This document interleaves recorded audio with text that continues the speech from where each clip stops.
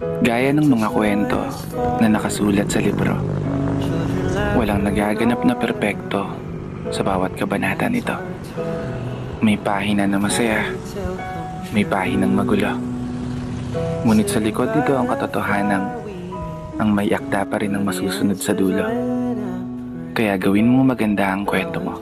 Isang tapik sa dibdib, ipanatag mo ang isip. Huwag na huwag kang maiinip, kusayang sisilip. At bibisita rin ang araw na magkakatotoo ang laman ng panaginip. Palagi mo sanang tatandaan, pangarap lang dapat ang tinataasan, hindi ang tingin sa sarili.